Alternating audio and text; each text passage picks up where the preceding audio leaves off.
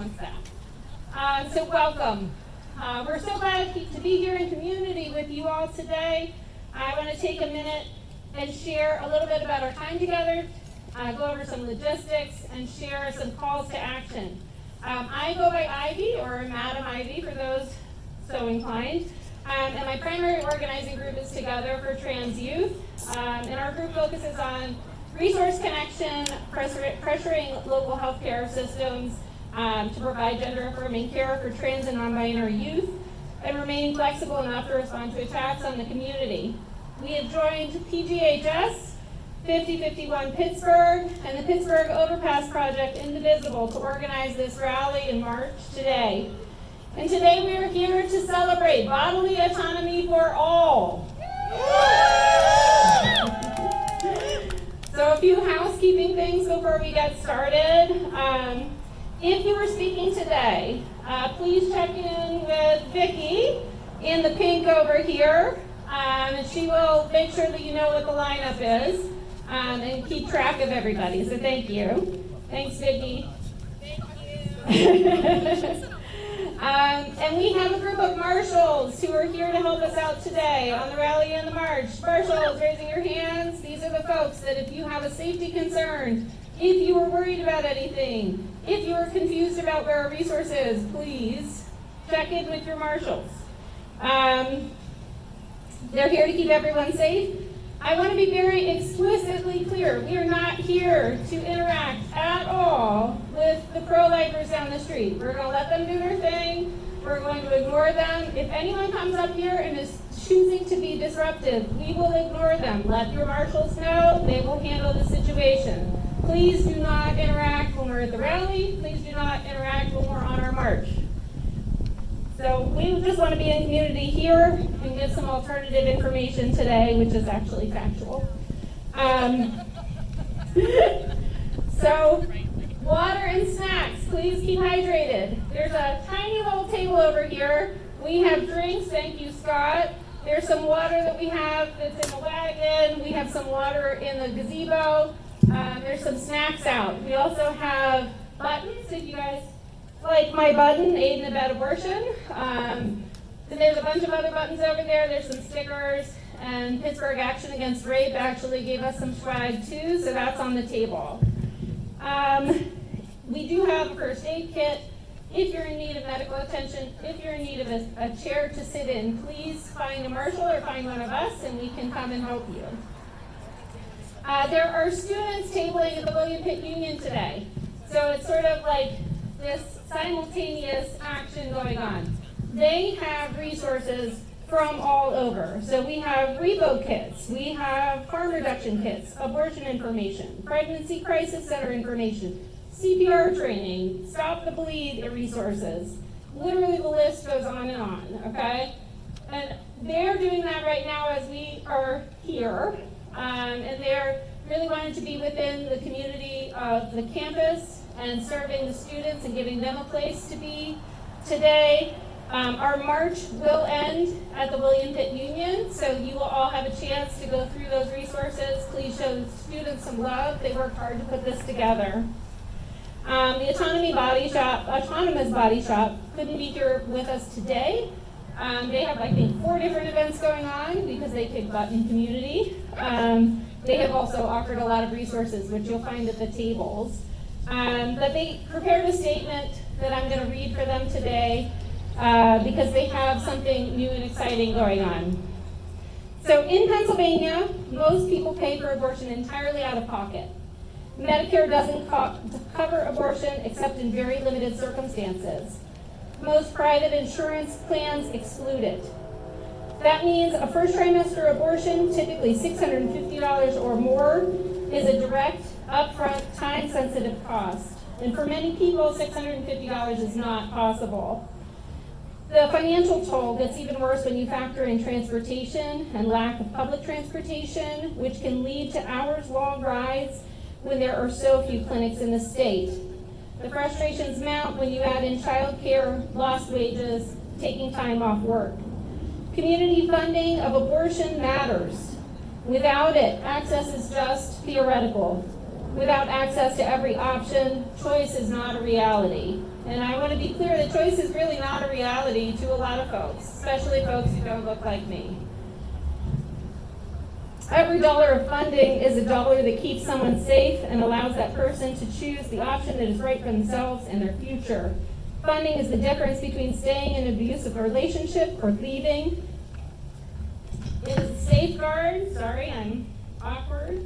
It is a safeguard from poverty and years of debt due to essential services. Funding is life-changing. So the Autonomous Body Shop of Pittsburgh is a Pittsburgh-based mobile mutual aid resource supporting bodily autonomy and community care, and now they are launching a new program to meet this moment, the Caravan Fund. You will find a QR code for the Caravan Fund on this tiny little table here. I want you guys to take a look whenever you have a minute. So the Caravan Fund is a new community-oriented reproductive fund that exists to remove financial and logistic barriers to those seeking care in Pennsylvania. This new fund offers wraparound care and offerings including supplemental and gap funding for appointments and telehealth costs, gas money to get there, funded lodging for overnight and multi-day procedures, a meal, doula support, abortion care kits, and more. This includes supplies and support for continuing pregnancies as well. So anti-abortion organizations like the ones down the street today no longer have a monopoly on this type of support. The Caravan Fund is proof that Pittsburghers care deeply about abortion access, and the communities are ready to support healthcare seekers. You can set up monthly donations to the new fund using the QR code on the table by choosing the Caravan Fund option in the drop-down menu. And we have the QR code there. Please, if you need to, take a picture, share it around. You can also find them online. Also on the table, we have QR codes for some things going on at Trans Uniting. So Trans Uniting also had an event today with Crown Haven at the Community Resource Center on the North Shore, or North Side, excuse me. So what we have in terms of QR codes at the gazebo is a way to sign up to volunteer for Trans Uniting. So you can work in the community closet and some of the new things that they have going on. There's a QR code to donate to Pittsburgh Pride. So as we know, corporate funding is really backed out, and we want, if you have a few bucks to spare, it's a good place to put it. They put on a beautiful event for us every year. It's a safe space. We want to keep it going. And then there's also a QR code to donate to the Trans Youth Healing and Health Fund. So this is a fund that helps trans youth who can no longer either use insurance or have to travel to access care be able to actually access that care. My kid is one of those folks who lost care when UPMC shut the doors to gender-affirming care in Pittsburgh. So if you have spare time or you have a surplus of funds, good places to put them. So I want to get us started. We are blessed to have everybody here and have so much excitement around this event and being able to share this with the community and sharing what pro-life actually is, which is life-affirming care. It's life-affirming health care. It's all of us in community. I mean, it's what? Abortion care, harm reduction, gender-affirming care, mutual aid, the list goes on and on and on. And this is what pro-life actually is. So now as I fumble with my papers, and the wind is going to take me away, we're going to move on to our first speaker. Teresa, I'm not sure if Lex is here. We had a last-minute possibility of Lex being around. He's not here, I'm sorry. Oh, thank you. I was like, I know Kevin's around here somewhere. Thank you. Okay, Teresa, if you want to come up, I have, is Teresa around? If not, I'll just roll with it. Okay. So, so I apologize. I have not read over this, but Lex Luthen is a fabulous activist in the Pittsburgh community. Unfortunately, could not be here, which is probably a good thing because they are doing something that may put them on a great path today that came up at the last minute. But Lex prepared this beautiful essay, and I'm sorry that you're hearing my voice again, but we're going to go with that for right now. It's called On the Inalienable Right of Bodily Autonomy, the 14th Amendment, and Individual Liberty. Friends, advocates, and defenders of bodily autonomy, we are standing at a crossroads in history where the very definition of citizenship is being debated on the national stage. While some seek to narrow the scope of who belongs in this country by challenging birthright citizenship, I am here today to say that we must look closer at the 14th Amendment as it pertains to the right to safe and legal abortion care. For too long, we have allowed the conversation around abortion to be sidelined into privacy, but the truth is far more foundational. Our right to abortion care isn't just medical preference, it is a constitutional mandate written into the very fabric of our citizenship. The option to obtain safe, legal abortion care is our birthright. The power of born. Section 1 of the 14th Amendment is unambiguous. It states, all persons born or naturalized in the United States are citizens. I'll expand on that reading with the full section for you now. All persons born or naturalized in the United States and subject to the jurisdiction thereof are citizens of the United States and of the state wherein they reside. No state shall make or enforce any laws which shall abridge the privileges or immunities of citizens of the United States, nor shall any state deprive any person of life, liberty, or property without due process of law, nor deny any person within its jurisdiction the equal protections of the laws. As someone with a background in political science, I see no room for shaky suppositions here. You don't need a law degree to read the clear, plain language of this inalienable right. The Constitution is explicit. Citizenship and the full suite of protections that come with it begins at birth, not at conception, not at the detection of fetal cardiac pole activity. Citizenship and constitutional protections begin at birth. When we talk about abortion bans and the rising tide of insidious fetal personhood laws, we are talking about a direct violation of constitutional rights. You cannot grant constitutional personhood to an embryo or a fetus without inherently stripping it from the born person. By elevating a fetus to the status of a citizen, the state effectively demotes the pregnant person to something less than a citizen. Fetal personhood laws, heartbeat bans, and other unreasonable restrictions don't just put undue burden on pregnant people. They reduce citizens to objects, to incubators, to life support systems. We have already established that it is unconstitutional to compel a person to donate an organ or blood to another person against their will, even if it would save the life of someone who is actually already born. So why are we still having this conversation? Why are we having this conversation about compelling citizens to act as 24/7 organic life support vessels for unborn, non-citizen, non-persons? An embryo is not a citizen. A fetus is not a citizen. You are the citizens.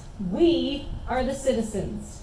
We are the people. The Constitution exists to protect us.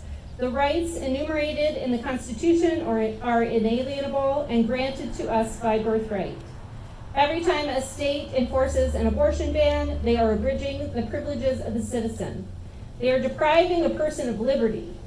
And in far too many heartbreaking cases, they are depriving them of life, all without due process. Refuting the double homicide myth. Now I'd like to take a minute to address a fallacy that is often weaponized by pro-birth and anti-liberty enemies of the Constitution. We often hear this common rebuttal.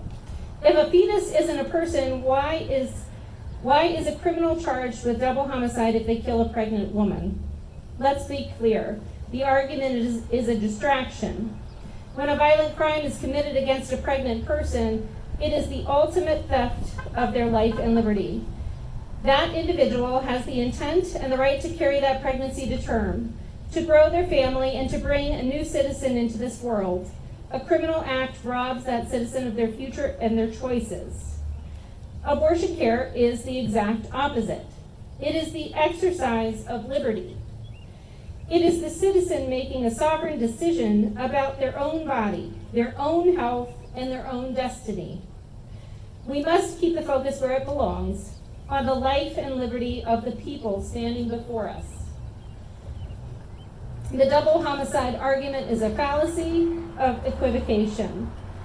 It tries to take a law designated to punish violent criminals and twist it to strip rights away from law-abiding citizens. A criminal law meant to protect a pregnant person's future family should never be used as a weapon to justify depriving people of their present life, liberty, and pursuit of happiness. Beyond privacy, a concrete future.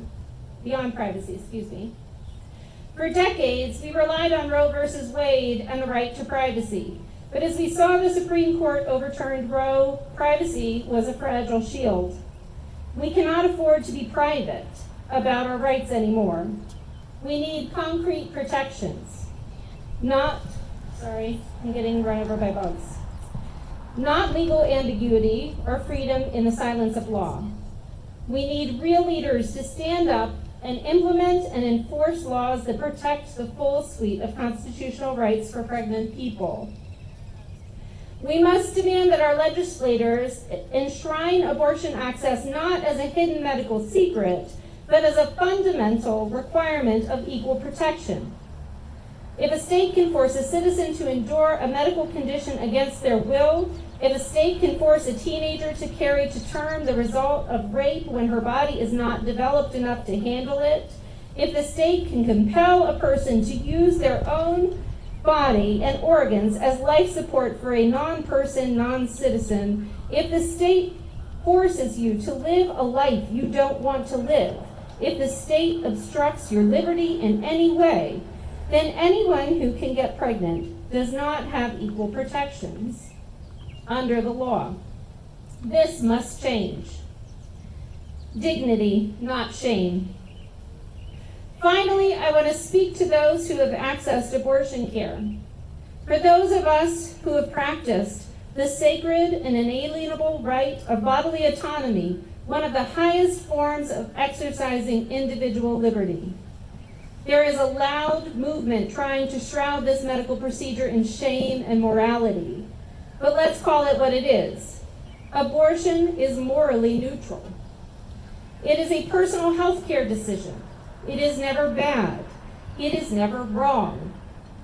Your neighbor's spiritual feelings about souls or when life begins are their own to hold. They are free to practice their religion, but they are not entitled to legislate their theology onto our bodies. In this country, our laws are built on the Constitution, not a prayer book. Spiritual beliefs about morality and the beginning and end of life are ambiguous. The Constitution is concrete. Be proud of your autonomy. Be proud of your body. Be proud of your decisions. Be proud of your citizenship.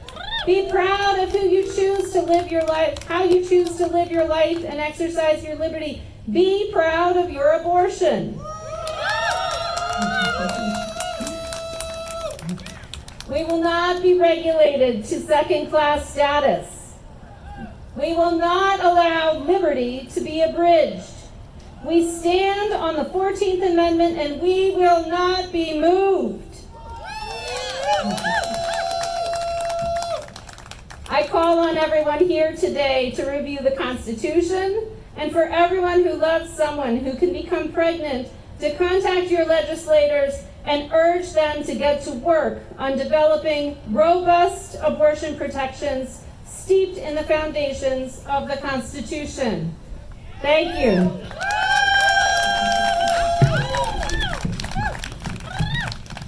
If anyone knows Lex, please tell them they are a fabulous human, and we are really pleased to be able to honor their work today. Thank you. This wind is going to kill me. Um, thanks for hanging in there with me. So now you'll be free of my voice for a minute, thank goodness. And I want to welcome Julia Menti to the stage.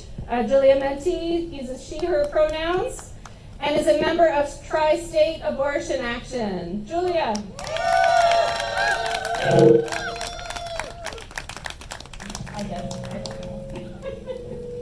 Hey, great to be here today. Thank you so much, everybody.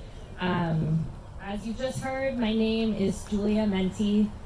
I'm coming to you today as a member of Tri-State Abortion Action, also as a proud abortion activist and a proud mom.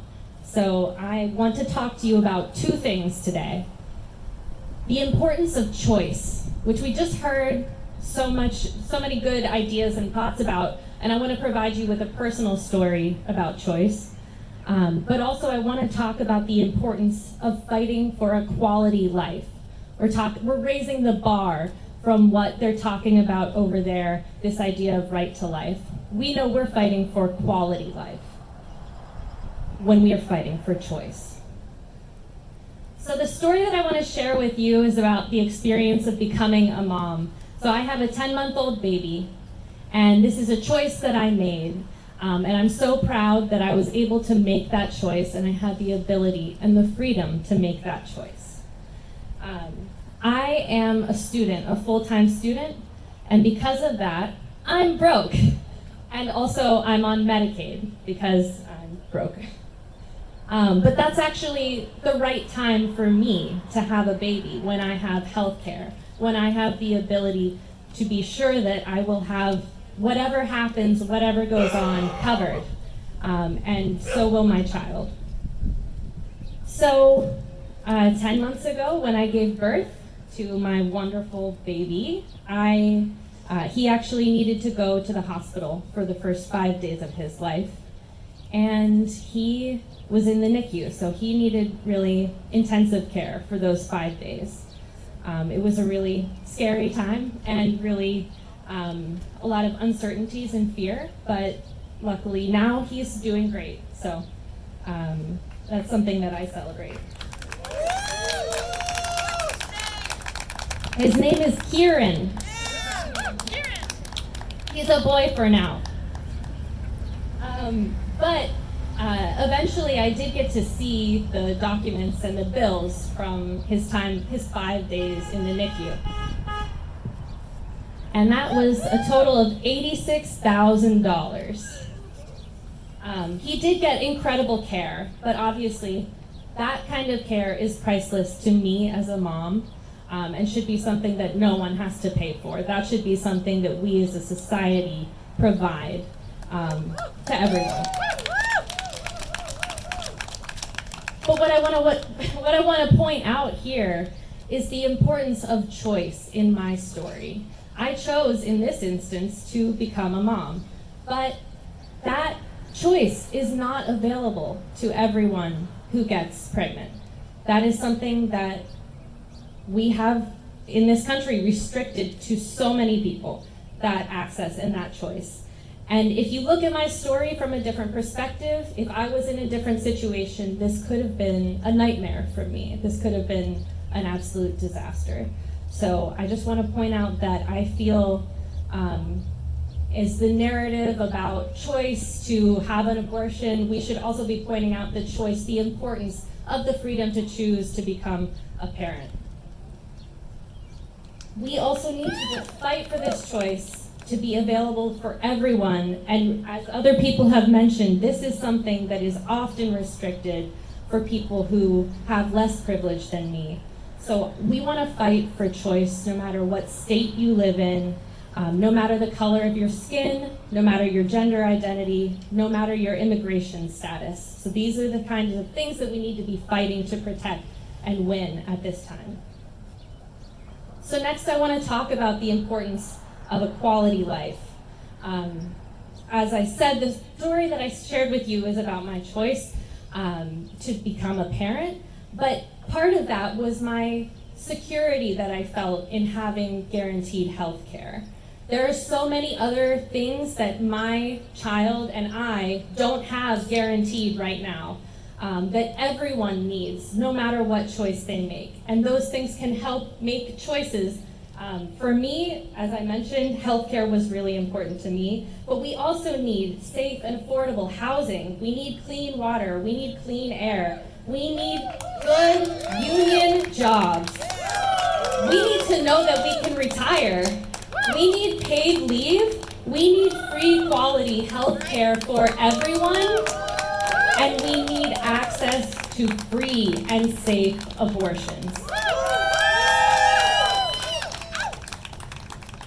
So the good news is that there are people in this city who are fighting and organizing for all of those things. And we need to do more than just counter bad ideas that are happening over there. We need to build and organize a national movement to be able to actually win the things that we need to have quality life. And there are many options of ways that you can get involved that you've already heard about today. But I think some of the work that Tri-State Abortion Action has done that is really trying to take that step is to work across our state borders, to collaborate with people in Ohio when they were fighting to protect in their state constitution the right to have an abortion. And we want to build relationships with people in West Virginia to do the same, where they have a really challenging time with access. So thinking outside of our local area, thinking about how we can build connections with activists and people who have needs across our state borders, all across our country, is something that I think we should all be working on and fighting for. So I just want to leave you with that and say that until we have the freedom to have choice everywhere for everyone, and until we have everything that we need to live a dignified life, the fight is not over. And I appreciate you all for being here today to help with that fight. Thanks.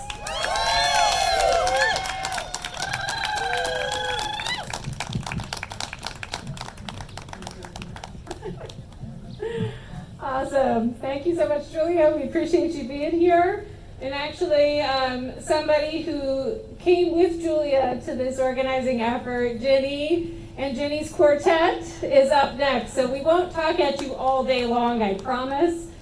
We have some musical interludes, and one of them is Jenny and Jenny's quartet singing If Men Could Get Pregnant. So please join in and we'll get them set up. Hang in there with us. Before we go any further, I just want to make sure our man Ben gets thank you'd for this fabulous sound system that he put together.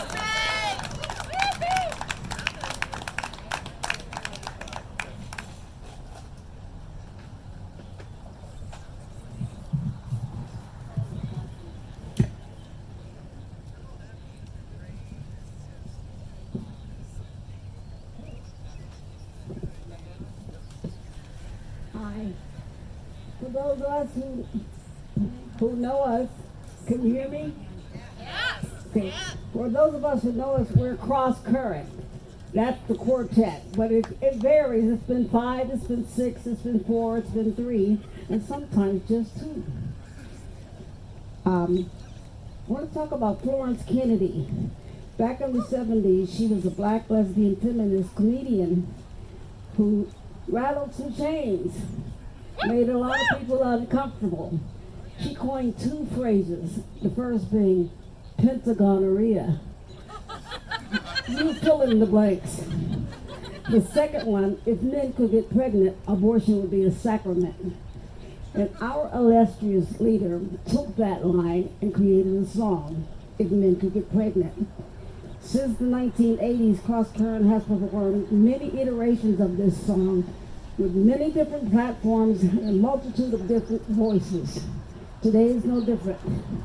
In keeping with the times, we have added another verse with more appropriate lyrics. Now, unfortunately, due to circumstances, I will not be singing my lines. I will be speaking them. And I ask that you avoid clapping and cheering and I know you want to, until the verse is done, as it might drown out the words. So there's cross currents if men could get pregnant.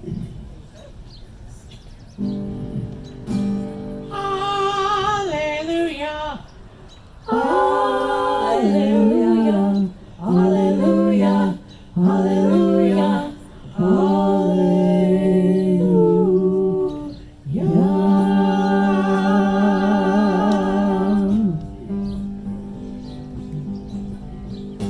If men could get pregnant, abortion would be a sacrament.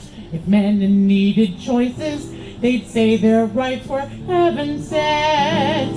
The born-agains would lobby for pro-choice on the Hill. At Mass, priests would offer the morning after pill. If men could get pregnant, if men could get pregnant, if men could get pregnant, what changes we would see. If Pete Hegseth got pregnant, abortions would all be safe and free. The national budget would have this new priority. Billions for healthcare and not 1 cent for bombs. Each month our clinics would receive a check from the Pentagon. If men could get pregnant, if men could get pregnant, if men could get pregnant, what changes we would see. If Clarence Thomas got pregnant, Hey, what about Alito? What about that Gorsuch What jagger? about Kavanaugh? Yeah. if all those justices got pregnant, they sure would make a turnaround. They'd stand with the liberals as one uncommon ground. They all support the right to choose enthusiastically, and each one would wear a lace jabot in honor of RGB. If men could get pregnant, if men could get pregnant, if men could get pregnant, what changes we would see. Last but not least, if Donald Trump got pregnant, no one claimed responsibility. He tried finding all his friends, but they're nowhere to be seen. Among those in the Epstein file, not one would check their phones. So when everything is said and done, the Cheeto stands alone. If men could get pregnant, if men could get pregnant, if men could get pregnant, We love each new surprise, and at long last our freedom from hypocrites and lies.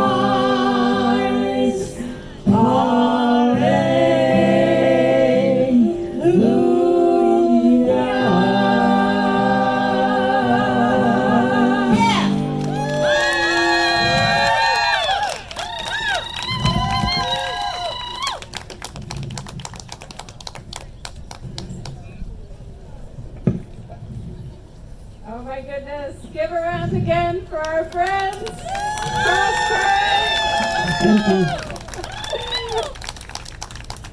I like the updated verses. They fit in really well with life around here. Thank you.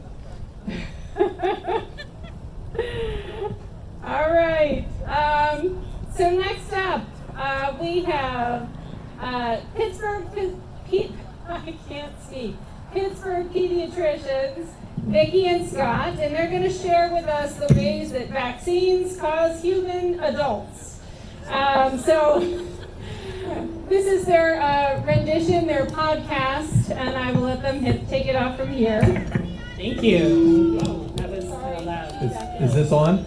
Yeah. Okay, so Vicki said I could say one thing before we start, and that's that the United States needs single-payer, universal, improved Medicare for all. Now. Yeah, we can't have Donald in charge. Yeah, yeah, We have Charles. yeah. Go ahead. Gotcha. Yeah. So I'm Vicki. I'm a Pittsburgh pediatrician, and this is Scott. He's a Pittsburgh pediatrician, and we have some thoughts about what really is pro-life. So I'm curious to hear from you guys in the crowd. What do you think of when you think pro-life? Or, sorry, things that are pro-life. Healthcare. Healthcare, yeah, all right.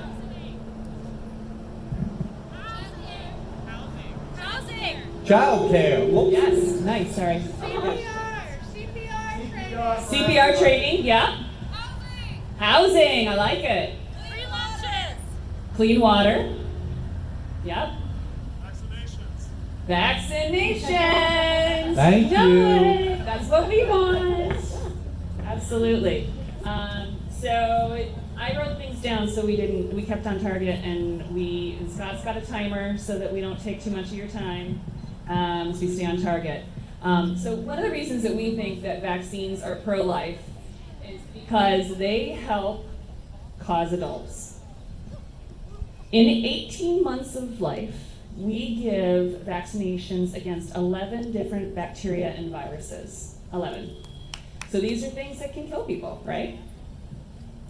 And by 18 years of age, there are 13 total if you don't count flu and COVID, all right?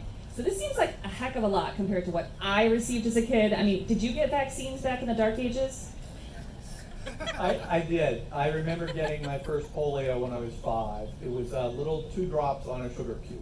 Okay, yeah. And I got the DTP, not the DTAP, so I got a vaccine that was the whole pertussis cell chopped up and shot into me. So it wasn't even like nice and clean and just those 2 proteins that I needed to learn about pertussis. So fortunately, people younger than us now actually have these beautifully refined vaccines, so they actually get less antigens, less things that their body has to respond to than I did. That's right. In their first series in that 18 months. So a lot of parents come to me and say, oh my God, how many shots does my kid need? Really? And I'm like, well, it's less than I got. Yep. Yep. And the thing is when Vicki was talking about vaccines, we were talking about Haemophilus influenza B, which some of you know of. I know some of the older people, no offense, knew that disease. Vicki never took care of that disease. It caused it. It's not because I was a slacker, I promise. Oh, no. She worked very hard.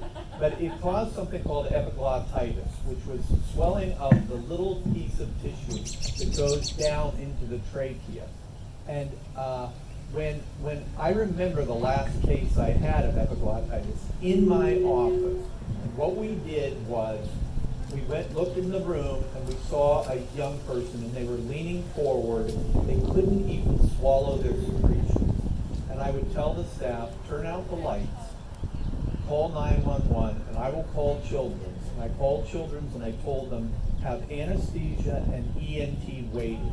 If anesthesia can't tube the child, intubate the child, put a tube in for them to breathe, then ENT had to trach them. That was the standard of care, and I saw that time and again in the ER. And it must have made you feel so powerless. Like as a pediatrician, we like to do things to help kids, and that must have been terrifying. So when was the last time you saw epiglottitis? Not in 25 years. Yeah, we made the joke, like he's the old guard, I'm the new guard, but dude, I've been around for 25 years in pediatrics, and I still haven't seen that, so that's horrifying. Something else that I have not seen personally, but we are seeing a rise of in our country, is measles. Right, and when I was 5, I nearly died from measles. I had measles and encephalitis, which the inflammation of the brain. The woman over here knows what I'm talking about. Both my parents thought I was going to die. So this man, RFK Jr., has let measles come back in the United States, and it is going to be a disaster. Quick anecdote. There was before the measles vaccine, there was a child who had measles who walked through an office, didn't sit in the office. This was before the vaccine, and of 11 kids who were in that office, 10 developed measles. That shows you how contagious. Shame, yeah. That shows you how contagious the disease is. The other one that you wanted to mention was invasive pneumococcal disease. So this pneumococcal bacteria is something that we vaccinate against in the infants up to 18 months of age. And it may sound familiar to you from all those commercials for old people in their 60s, right? Sorry, we're getting close here. For the PCV 20. So it makes it sound like pneumonia, but it's not just pneumonia. So again, I took care of many, many kids with what's called invasive pneumococcal disease, which was sepsis secondary to pneumococci. And those kids came in, and you probably know, some of the younger people know, there's a meningococcal vaccine, there's 2 meningococcal vaccines, B and the quadrivalent. And those kids would come in. Vicki, do you want to tell your story about having the kids? Oh yeah, meningitis for sure, yeah. So I was working in the emergency department just down the street here at Children's.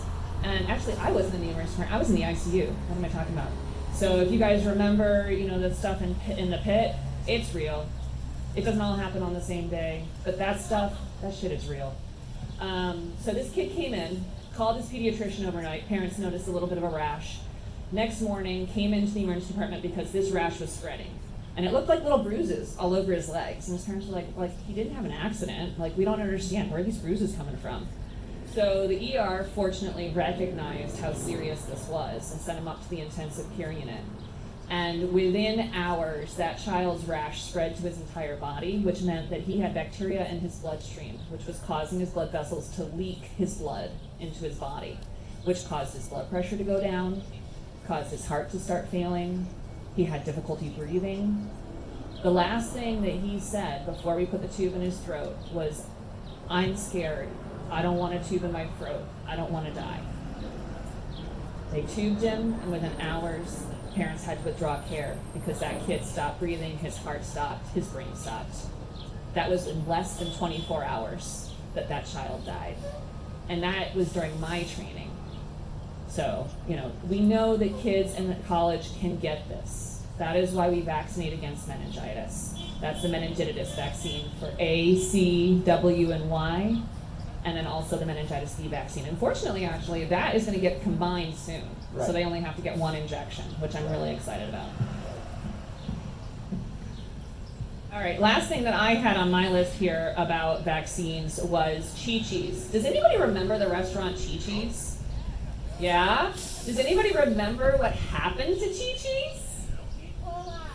Hep A. Hepatitis A. So, yeah, nice, yes, definitely. I think that was the In-N-Out burger or something, or Jack in the Box. So basically, when I first started working, hepatitis A was spread through some green onions in a Chi-Chi's restaurant here in Pittsburgh. And we had people catch the illness, and most people got through it with vomiting and diarrhea. Gross, but not deadly. But there are people who actually ended up needing liver transplants, and a couple of people died just here in Pittsburgh. So although hepatitis A seems like one of those throwaway vaccines, it makes a difference, all right? So I think we can safely say that vaccines cause adults. That's right. Yeah. That's right. Yep. And Vaccines save lives. vaccines are pro-life. Vaccines save lives. Vaccines are pro-life. All right, say it with us. Vaccines save lives. Vaccines are pro-life. That's okay. No, we can say it together. Vaccines save lives. Vaccines are pro-life.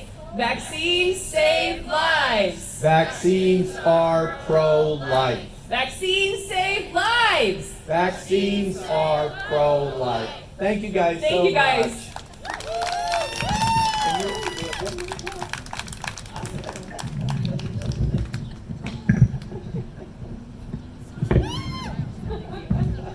All right, we couldn't do this without a little science. So I appreciate our pediatricians coming up here and sharing some info with us. Vaccines are pro-life. There's so much that is pro-life, and I think we've heard a little bit about it, and hopefully we'll see a little bit about it when we make it over to the William Pitt Union. So next on our list, please welcome Miranda Yauber, Health Policy Professor at Pitt.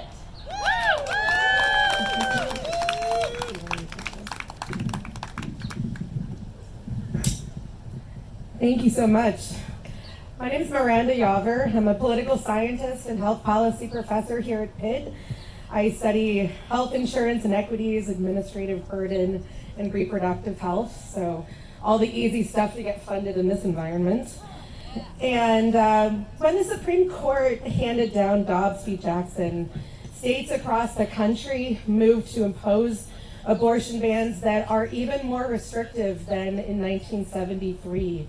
13 states have total abortion bans, 6 of which permit abortion only to save the life of the pregnant person, not to protect their health, not in cases of rape or incest, only to save their life. And for those who haven't dug into the actual language of state laws in states like Texas, it's very edifying. They say things like, it is permitted only when there is a serious risk of substantial and irreversible impairment to a major bodily function. Others say it is only permitted to prevent serious permanent impairment of a life-sustaining organ. So, for example, abortion to prevent needing a hysterectomy would apparently be impermissible, pro-life.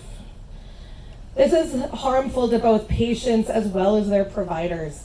I'm a survey researcher, and surveying over 1,800 women across the country, I find that as the Supreme Court has unleashed, first through Planned Parenthood v. Casey's undue burden vagueness that invited states to enact new restrictions as long as hoops they had to jump through weren't sufficiently substantial. And by the way, the only judge who wanted to uphold the husband notification requirement into the Pennsylvania Abortion Control Act was a Third Circuit judge who you may have heard of. His name is Sam Alito. And then as states consider, and then following the decision of Dobbs v. Jackson, the states have enacted laws that drive administrative burden and confusion among women, especially women from marginalized backgrounds. As state legislatures consider legislation that further narrows conditions when women can have control over their bodies, and by extension, economic lives, and as anti-abortion groups mobilize lawsuits, putting bodily autonomy in the hands of judges like Matt Kaczmarek. How is an ordinary woman working 2 jobs supposed to keep up on the day-to-day news about the scope of their rights? I find that Black and Hispanic women, low-income women, not only find abortion out of reach, but just simply have a difficult time navigating these new informational burdens in this patchwork landscape. And that women who have been told it would be dangerous to carry a pregnancy to term are also bearing a disproportionate burden. This really highlights that while Louis Brandeis famously talked about states being laboratories of democracy, what we are seeing is laboratories of patriarchy. And making all of this worse is crisis pregnancy centers, which Pennsylvania spent an exorbitant amount of money toward up until very recently. In fact, as even just last month, there was a crisis pregnancy center in Texas that tried to convince a person with an ectopic pregnancy that it was viable and therefore she should keep the pregnancy. And then she wound up in the emergency room, not surprisingly. This is also burdensome for healthcare providers who not only find their hands tied when their patients seek care or even information about states that that the state says that they cannot provide, but even risk losing their medical licenses and sometimes criminal penalties for providing evidence-based care that respects their patients' wishes. The result is that in a country that has a physician shortage, residency applications for OBGYNs are tumbling in states that restrict abortion access, leaving women in those states without needed access to a wide range of reproductive health care, including but extending well beyond abortion, further exacerbating America's high rates of maternal mortality and morbidity, especially for Black women. Now, over 2.2 million women live in OBGYN deserts, and almost 5 million more are in regions with limited access to this care. To make matters even worse, obstetric wings of hospitals across the country have been closing, leaving people with fewer options for prenatal, obstetric, and postpartum care. This has been a problem for years, preceding Dobbs, with 300 maternity wings closing since 2018 for issues ranging from lower birth rates to low Medicaid reimbursement, as staffing shortages that are now worsened in this hostile legal environment brought on by the Supreme Court. And in fact, here in Pennsylvania, 23 of our 67 counties, all of them rural, have no hospital that offers labor and delivery services. And now with H.R. 1, the not so beautiful bill, Congress took on acts to Medicaid, which funds 41% of births in the United States, and on which hospitals across the country, especially rural hospitals, depend for their survival. And of course, the people voting for this law knew exactly how unpopular this devastation would be. There's a reason why they deferred most of the pain until after the midterm elections. And when these cuts take effect, not only will people lose their insurance, but states may struggle to do things like continue to extend Medicaid postpartum coverage beyond just 60 days.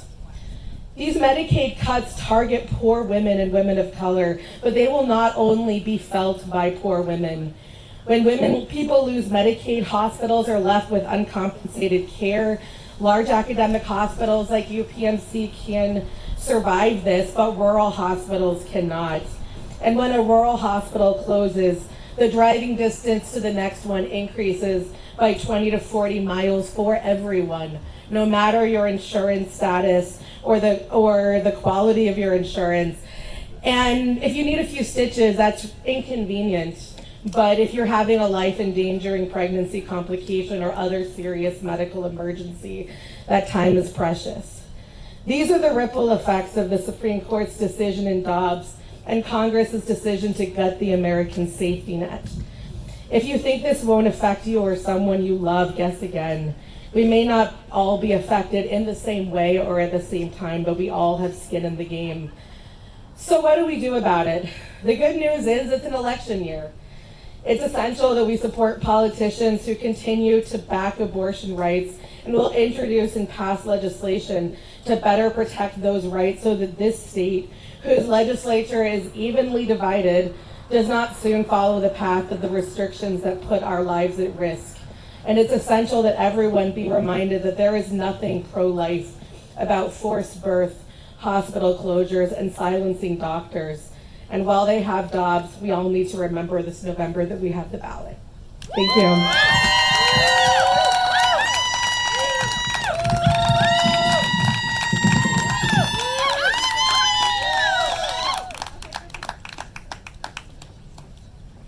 Dude, we have so many amazing people here today. And I just want to, let's give them a shout out again. I mean, everyone put a lot of work into coming out and having an affirming message, and I just appreciate all of you joining in with us today. Vicki has a garbage bag if anyone needs anything. I realize our parks, for some reason, have no garbage cans. I also want to remind you to hydrate because I'm bisexual and that's what we do, but we have water, we have some other things over here. If you want any kind of swag, please check out the table. So next up, I am introducing Fat Man D, who likely doesn't need an introduction. But Fat Man D is an accomplished and award-winning jazz singer, music producer, music educator with a diverse range of talents. Voted #1 Best Jazz Artist in Pittsburgh City Paper Readers Poll for multiple years. They captivates audiences as a jazz vocalist, band leader, songwriter, and recording artist. Beyond her artistry as a pan-spiritual Jewish, bisexual, working-class creator, and resident of Earth, she is committed to protecting, defending, and uplifting those traditionally othered by society, such as BIPOC and fellow LGBTQIA+ individuals. Please give a warm round of applause for Fat Man D. Thank you so much. I'm so honored by the wonderful organizers that put this together and all the beautiful people that showed up to support. I'm truly honored to be here. It's an important situation we find ourselves dealing with.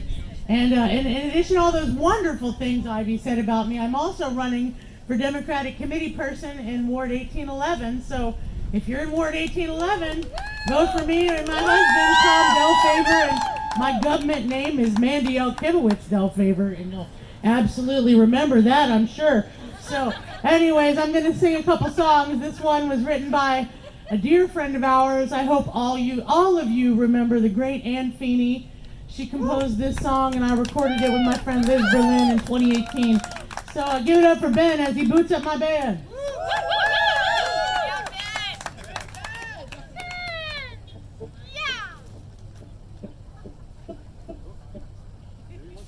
Yep, just a little rewind. See, that Jenny played the guitar.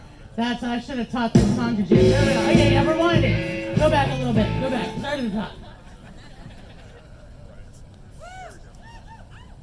Was it Cesar Chavez, Rosa Parks, or Dorothy Day? Some say Dr. King or Malcolm sent them on their way. But no matter who your mentors are, it's pretty plain to see that if you've been to jail for justice, you're in good company. Have you been to jail for justice? I want to shake your hand. Sitting in and laying down are ways to take a stand. Have you sung a song for freedom or marched that picket line? Have you been to jail for justice? You're a friend of mine. This is the disco version.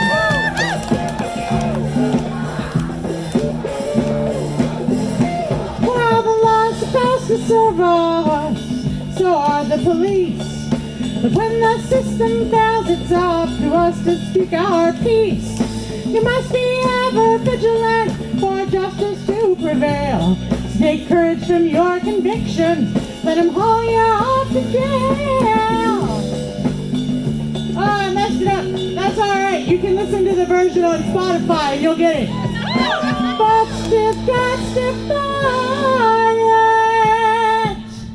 Here we go. Have you been to jail? Oh, no. Sorry. I should have practiced this. Sorry, welcome to rehearsal. Here we go. Have you been to jail for justice? I want to shake your hand. Sitting in and laying down are ways to take a stand. Have you sung a song for freedom or marched that picket line? Have you been to jail for justice? You're a friend of mine. You're a friend of mine. You're a friend of mine. Ooh, yeah. You're a friend of mine. Yeah. Have you been to jail for justice? I want to shake your hand. You're sitting in and laying down are ways to take a stand. Have you sung a song for freedom or marched that picket line? Have you been to jail for justice? You're a friend of mine. Give it up for Ann Feeney's great song. Join with me. Justice. I want to shake your hand. Sitting down and laying in are ways to take a stand. Have you sung a song for freedom or marched that picket line? Have you been to jail for justice? You're a friend of mine. You're a friend of mine. You're a friend of mine. You're a friend of mine. You're a friend of mine. You're a friend of mine.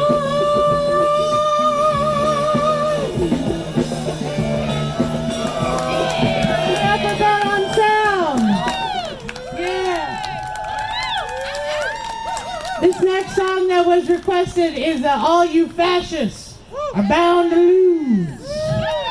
I don't know if you've noticed, but all of this that we're dealing with right now is a result of letting fascists incur upon our government. So this song was written many years ago by the great Woody Guthrie and Billy Bragg and Wilco, but Woody Guthrie wrote the original. Anyways, here's the social justice disco version. Thank you for listening to me sing to you in this righteous gazebo here at Flagstaff Hill.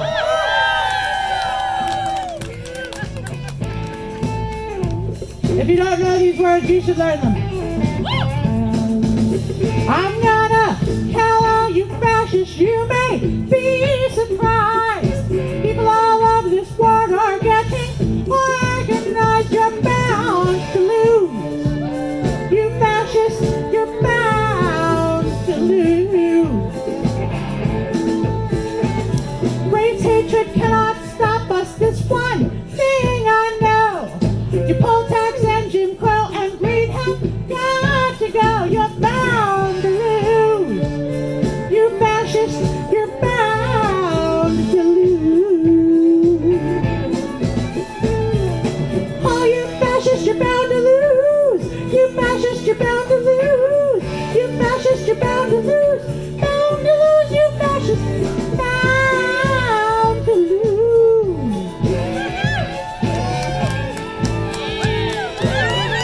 Gotta love a non-fascist spittle. People of every color marching side by side, marching across these fields where 1 million fascists died. You're bound to lose.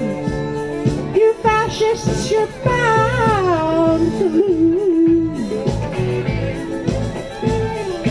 Oh, you fascists, you're bound to lose. You fascists, you're bound to lose. You fascists, you're bound to lose. Bound to lose, you fascists. Bound to lose. Yeah.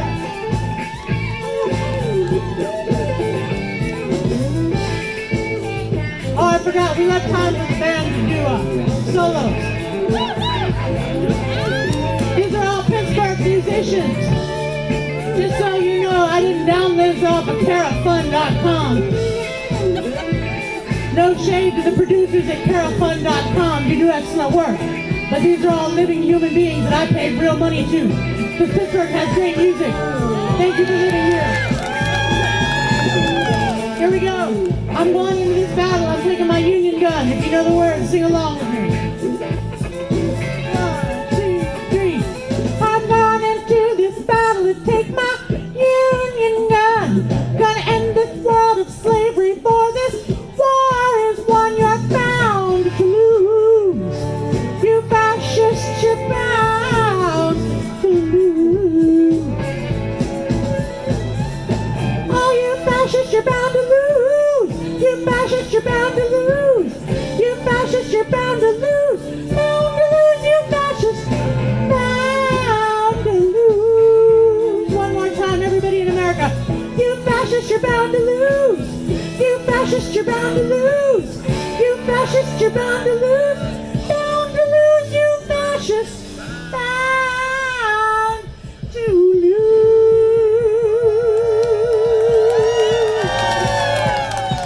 Abortion is human rights. Trans lives matter. Black lives matter. I'm Fat Man D. God bless.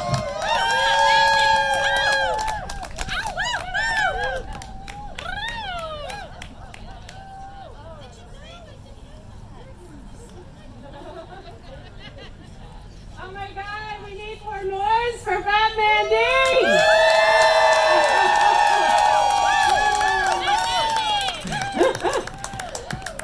I love being in the presence of you beautiful humans today. It is fabulous that we were all able to come out here and talk about what actually gives us life, what gives us community. Our mutual aid efforts are out in full force. We have some folks from ACT UP, I see. We have a lot of beautiful community organizations here celebrating the fact that we get to live. Thank you. So next up on the list, one of those fabulous organizations, 5051. Please welcome Molly O'Neill, local organizer with 5051 Pittsburgh.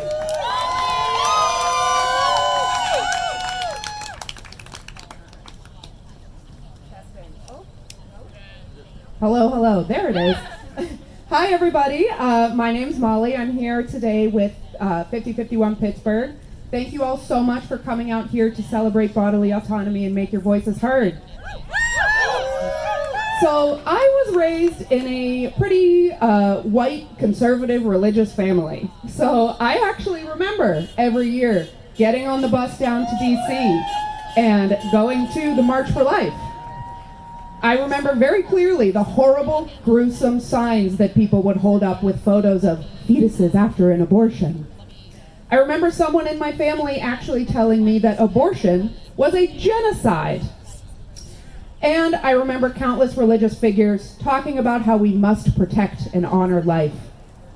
And if you told me back then that I would be standing here on the other side of the barricade advocating for bodily autonomy and freedom of choice, I might not have believed you. But I am able to see so clearly now the lies and hypocrisies that many of us were told growing up. I now know that those horrible, gruesome signs I saw at the march were fake, used to fearmonger and manipulate. I now see the hypocrisy of the right calling abortion a genocide while ignoring and excusing the tens of thousands of children killed in Palestine with our tax dollars. I see the hypocrisy of calling yourself pro-life when life was clearly never the priority. If they were truly pro-life, they would be pro-universal health care.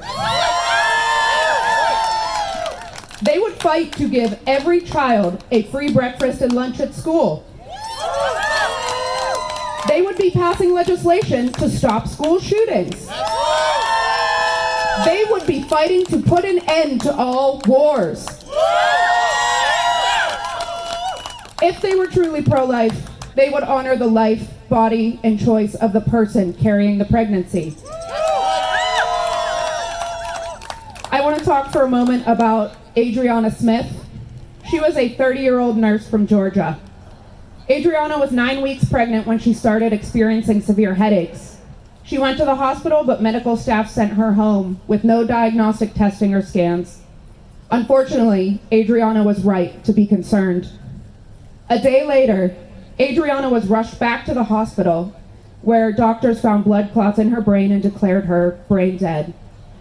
But because she had a fetal heartbeat under Georgia state law, her family was forced to keep Adriana on life support for 4 months until she prematurely delivered via C-section.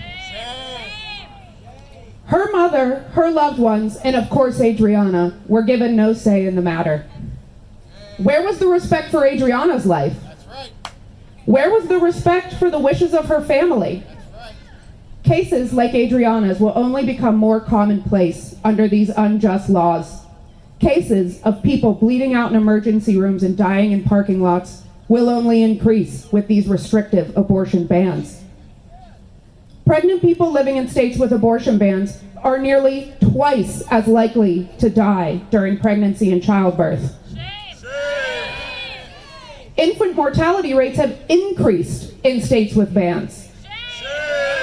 Maternal mortality rates for Black women are 3 to 4 times higher than for white women. And this one really shocked me when I read this statistic. In Texas, maternal mortality rose by 56% in the first year after the state ban. What the fuck, that's right. They still have the audacity to call themselves pro-life when all we have seen is more and more death. At 5051 Pittsburgh, we believe that all struggles for justice and liberation must be uplifted, and that absolutely includes the struggle for bodily autonomy and reproductive choice. We believe that in order to make change, we must come together in coalition and work every day to further the causes that matter to us. So thank you all for coming out today to make your voices heard. My ask to you is this. When we get to William Pitt Union, please spend some time walking around the tables and learning about the incredible work of the tablers there. They are doing the work right here in Pittsburgh every single day. Please meet them, talk to them, and sign up to get involved. It's going to take all of us, and that means you too. When people come together, put their differences aside, and work towards a common goal, change happens. And we all have a duty to fight for our future, where we and our children and our grandchildren can all be truly free. Thank you.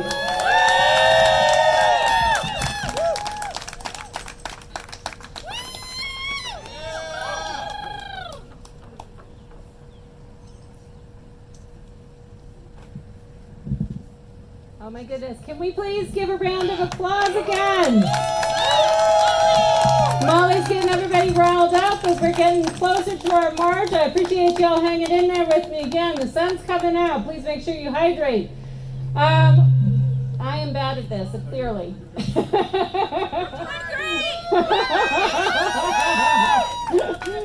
I love it.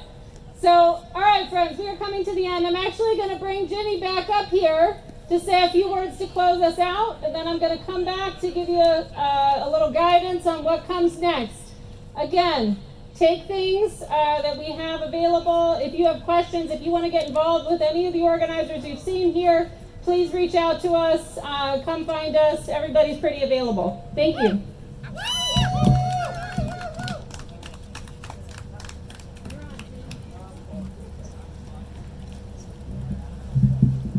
Okay, I'm not actually supposed to speak, but the last speaker was going to be Sue Fritchie, who is the executive director of the Women's Law Project. And I just couldn't let the day go by without us paying some attention to what that aspect of a broad strategy to fight for reproductive justice, the importance of it. And I wanted to tell you a few things that are going on right now. The reason why Sue isn't here, she said, the only reason I won't show up is if there's trouble at one of the clinics.